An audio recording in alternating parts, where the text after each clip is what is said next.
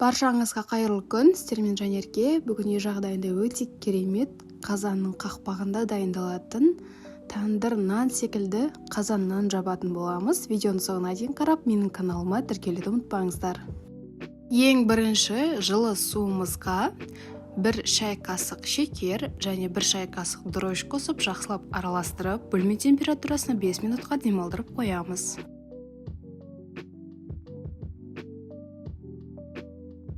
Ұнымызға 1 шай қасық тұз қосып, жақсылап араластырып аламыз. Ашытқы суымыздың беті сәл осылай көпіріп тұрады. Ұнымызға қосып, және тағы да бөлек жылы су қосып, араластырып, жақсылап жұмсақ қамыр илейміз.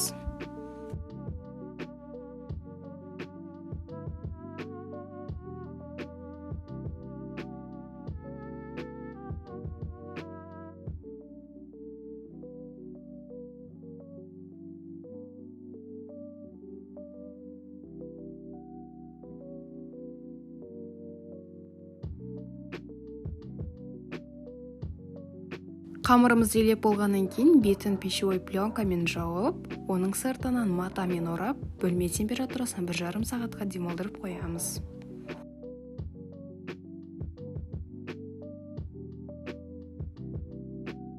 Газға нан пісіретін қазанымызды алдын ала қыздырып дайындап қоямыз.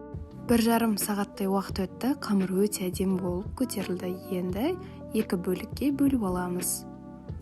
Қамырды 2 бөлікке зуалақ бөліп жатқанда қолыңызға егерде қатты жабысып жатса, аз мөлшерде қолыңызды сулап, кейін барып дөңгелектеп алыңыз.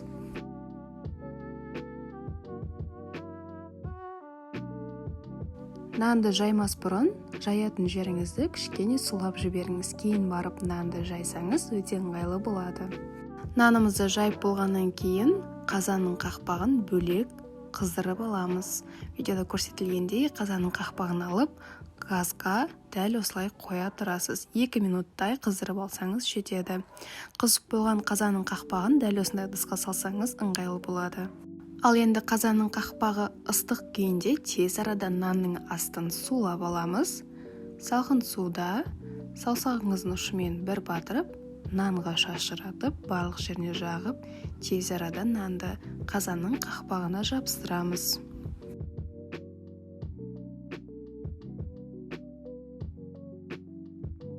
Нанымызды орналастырып болдық. Енді бетін дәл осылай құрғақ сүлгімен басқылап шығыңыз. Ешқандай қамыр сүлгіге жабыспайды. Кейін қазанның қақпағын дәл осылай орналастырамыз. Кейін шанышқымен нанның бетін осылай тесік орналастырып шығамыз. Сізде нан басқыш болса, сонымен жасасаңыздар болады. Кейін бетіне жұмыртқа жағып, қазанның қақпағын жабатын боламыз. Орта отта 20-25 минутта дайын болады.